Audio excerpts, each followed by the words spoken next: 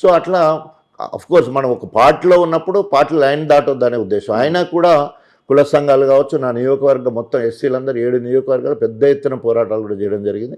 So ఆ క్రమంలో మరి చాలా అసంతృప్తిగా బాధతో ఉన్నా అని చెప్పేసి ఇట్లా అనేక పార్టీలు పిలుస్తూ ఉంటాయి. అది పసిగట్టి మరి అధికార పార్టీకి సంబంధించిన అంటే అప్పుడు అధికార పార్టీలో ఉన్న పల్ల రాజశేఖర రెడ్డి గారు మా నియోజకవర్గానికి సంబంధించిన వాళ్ళు సీఎంతో కల్పిస్తారండి, ఏదో ఒకటి మంచిగా ఉంటుంది అని చెప్పి తీసుకుపోవడం జరిగింది.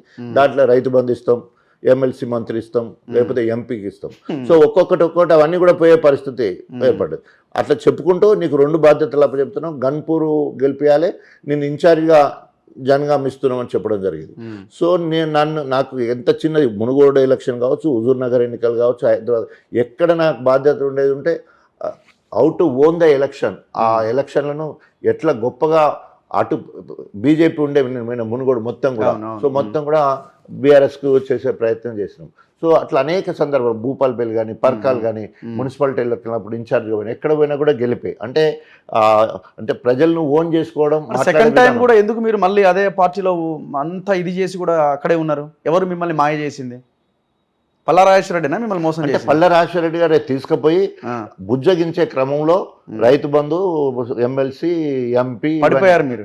పడిపోవడంతో పాటు నీకు మళ్ళీ నన్నే గెలిపించే బాధ్యత నా మీద ఏర్పాటు చేసే క్రమం అవడంతో, ఎందుకంటే మనం ఒక పార్టీలో ఉంటే విధేయతకు రాజన్నను చూడు ఎంత విధేయుడిగా ఉన్నాడు అనేదాన్ని బాధను దిగమింగుకుంటూ మళ్ళీ 2 నియోజకవర్గాలు ఇవాళ అభ్యక్త వరంగల్ జిల్లాలో 12 ఉంటే నేను ప్రాతినిధ్యం వహించిన నాగనపురం నియోజకవర్గం, నా క్యాడరు, తర్వాత జనగాంలో స్టార్ క్యాంపియన్గా మొత్తం ఇక్కడ గెలిపించే కార్యక్రమం. ఆడ 7,000 పైచిలకి, ఇక్కడ 15,000 పైచిలతోటి 2 నియోజకవర్గాలు గెలిపించే బాధ్యత. సరే అనుకోవచ్చు, ఎప్పుడైనా కూడా గెలిపించేది అయితే ఎవరైతే గెలిచినాక వాళ్ళే ఇంపార్టెంట్ అవుతారు.